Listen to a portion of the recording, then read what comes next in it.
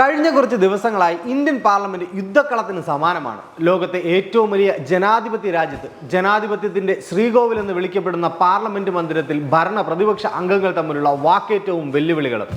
അദാനി വിവാദം, വരാനിരിക്കുന്ന 2027 സെൻസസ്, ജാതി സെൻസസിലെ രാഷ്ട്രീയ ചതിക്കുഴികൾ, ഹർദീപ് സിംഗ് പുരിക്കെതിരായ എപ്സ്റ്റീൻ ഫയലുകളിലെ ആരോപണങ്ങൾ, ഇങ്ങനെ വിഷയങ്ങൾ പലതാണ്.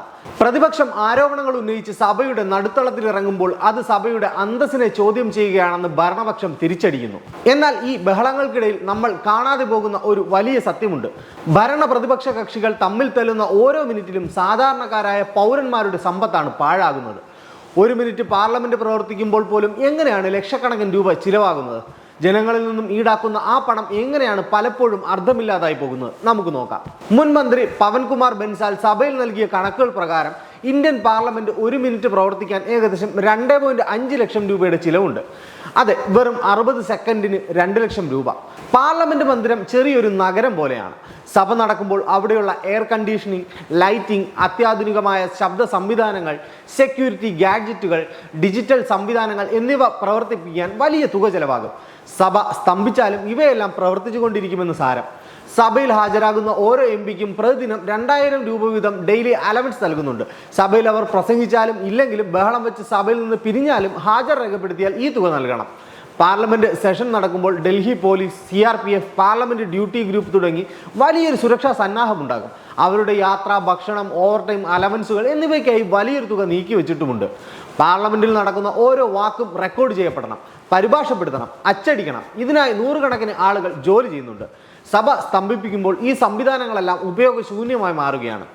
MP-മാർക്ക് അവരുടെ മണ്ഡലങ്ങളിൽ നിന്നും ഡൽഹിയിലേക്ക് വരാനും തിരിച്ചു പോകാനും സൗജന്യ വിമാന ടിക്കറ്റുകൾ ലഭിക്കും.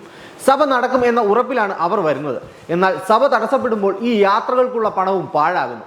ഇപ്രാവശ്യത്തെ പാർലമെന്റ് സമ്മേളനത്തിൽ ആകെ നിശ്ചയിച്ചിരുന്ന 20 പ്രവൃത്തി ദിനങ്ങളിൽ വെറും 5 ദിവസങ്ങൾ മാത്രമാണ് ബഹളങ്ങളില്ലാതെ ഭാഗികമായെങ്കിലും സഭാ നടപടികൾ നടന്നത്.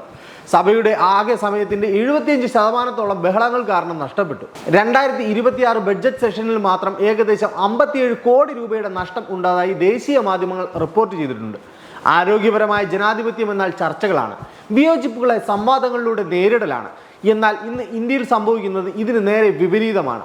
ഒരു ആരോപണം ഉയർന്നാൽ അതിന് മറുപടി നൽകുന്നതിന് പകരം സഭ നിർത്തിവെപ്പിക്കാനോ അല്ലെങ്കിൽ സഭ ബഹിഷ്കരിക്കാനോ ആണ് ഭരണപക്ഷവും പ്രതിപക്ഷവും ശ്രമിക്കുന്നത്. ഇപ്രാവശ്യം സുപ്രധാനമായ 12 ബില്ലുകൾ സഭയിൽ അവതരിപ്പിച്ചെങ്കിലും ഭൂരിഭാഗവും ചർച്ചകളില്ലാതെ ബഹളത്തിനിടയിൽ ശബ്ദ വോട്ടോടെയാണ് പാസ്സാക്കിയത്. ഇതിൽ ഏറ്റവും പ്രധാനപ്പെട്ട ഡിജിറ്റൽ ഡാറ്റ പ്രൊട്ടക്ഷൻ ബിൽ പോലും മിനിറ്റുകൾക്കുള്ളിൽ ചർച്ചകൾ കൂടാതെ പാസ്സാക്കേണ്ടി വന്നു. നമ്മുടെ ഫോണിലെ വിവരങ്ങൾ, സ്വകാര്യത, ഇതൊക്കെ ആരൊക്കെ കാണണം, എങ്ങനെയൊക്കെ ഉപയോഗിക്കാം എന്ന് തീരുമാനമെടുക്കുന്ന ഒരു നിയമം നമ്മുടെ പാർലമെന്റിൽ പാസ്സാക്കിയത് വെറും 12 മിനിറ്റ് കൊണ്ടാണ്. സാധാരണഗതിയിൽ ഇത്തരമൊരു ബില്ല് സെലക്ട് കമ്മിറ്റിക്ക് വിടുകയോ ദിവസങ്ങളോളം ചർച്ച ചെയ്യുകയോ വേണ്ടതാണ്. എന്നാൽ ബഹളം കാരണം ജനപ്രതിനിധികൾക്ക് ഇതിലെ ഓരോ വകുപ്പുകളെക്കുറിച്ചും ചോദ്യങ്ങൾ ചോദിക്കാൻ അവസരം ലഭിച്ചില്ല. സർക്കാർ ഏജൻസികൾക്ക് പൗരന്മാരുടെ വിവരങ്ങൾ പരിശോധിക്കാൻ കൂടുതൽ അധികാരം നൽകുന്ന ഭേദഗതികൾ ഇതിലുണ്ട്. ദേശീയ സുരക്ഷ എന്ന പേരിൽ നമ്മുടെ ഡാറ്റ ദുരുപയോഗം ചെയ്യപ്പെടുമോ എന്ന ആശങ്ക വിദഗ്ധർ ഉയർത്തുന്നുമുണ്ട്. പ്രതിപക്ഷം ബഹളം വച്ചു, ഭരണപക്ഷം ആ ബഹളത്തിനിടയിൽ ചർച്ചയില്ലാതെ ബില്ല് പാസാക്കി. നിയമങ്ങൾ ചർച്ചയില്ലാതെ പാസാക്കുന്നത് വഴി അതിലെ പിഴവുകൾ തിരുത്തപ്പെടാതെ പോകുന്നു. പിന്നീട് ആ വിഷയത്തിൽ കോടതികൾക്ക് ഇടപെടേണ്ടി വരുന്നു. അത് വീണ്ടും നഷ്ടത്തിലേക്ക് നയിക്കുന്നു. ചർച്ചകളില്ലാത്ത നിയമനിർമ്മാണം ജനാധിപത്യത്തെ വെറും ഭൂരിപക്ഷത്തിന്റെ ആധിപത്യമാക്കി മാറ്റുന്നു. പ്രതിപക്ഷം ആരോപണങ്ങൾ ഉന്നയിക്കുമ്പോൾ സർക്കാർ അത് കേൾക്കാൻ തയ്യാറാകുന്നില്ല എന്ന പരാതി ഒരു വശത്ത്. മറുവശത്ത് പ്രധാനപ്പെട്ട ബില്ലുകൾ പോലും ചർച്ച ചെയ്യാൻ അനുവദിക്കാതെ സഭ സ്തംഭിപ്പിക്കുകയാണ് പ്രതിപക്ഷമെന്ന് സർക്കാർ. ഈ രാഷ്ട്രീയ വടംവലികൾക്കിടയിൽ ജനാധിപത്യ രീതിയിലുള്ള സംവാദങ്ങൾ കുറയുന്നു. ഓരോ സാധാരണ പൗരനും നൽകുന്ന നികുതി പാഴായി പോകുന്നു. 2014 മുതൽ 25 വരെയുള്ള കാലയളവിൽ പാർലമെന്റ് സ്തംഭനം മൂലം മാത്രം ഇന്ത്യക്കുണ്ടായ നഷ്ടം ഏകദേശം 3300 കോടി രൂപയാണ്. ലോകസഭയുടെ പ്രവർത്തനക്ഷമത വെറും 47% കൂപ്പുകുത്തി. അതായത് സഭ ചേരുന്ന പകുതിയിലധികം സമയവും ബഹളങ്ങൾ കാരണം നഷ്ടപ്പെടുന്നു. സാധാരണക്കാരന്റെ വിയർപ്പിന്റെ വീതം ദുർച്ചിലവായി പോകുന്നു. ഒരു MP-ക്ക് തന്റെ മണ്ഡലത്തിലെ പ്രശ്നങ്ങൾ മന്ത്രിയോട് നേരിട്ട് ചോദിക്കാൻ കിട്ടുന്ന ഏക അവസരമാണ് ക്വസ്റ്റ്യൻ അവർ. സഭ തടസ്സപ്പെടുമ്പോൾ യഥാർത്ഥത്തിൽ ഇല്ലാതാകുന്നത് സർക്കാരിനെ പ്രതിക്കൂട്ടിൽ നിർത്താനുള്ള ജനങ്ങളുടെ ആ അവകാശമാണ്. എന്ന് വെച്ചാൽ സഭാസ്തംഭനം തുടരുമ്പോൾ നഷ്ടപ്പെടുന്നത് പണം മാത്രമല്ല, നമ്മുടെ ജനാധിപത്യത്തിന്റെ വിശ്വസ്തത കൂടിയാണ്. ജനാധിപത്യത്തിന്റെ സൗന്ദര്യം വിയോജിപ്പുകളിലാണ്. വ്യത്യസ്ത ആശയങ്ങൾ പരസ്പരം ചർച്ച ചെയ്ത് ഒരു പൊതു തീരുമാനത്തിലേക്ക് എത്തുന്നതാണ് പക്വതയുള്ള രാഷ്ട്രീയം.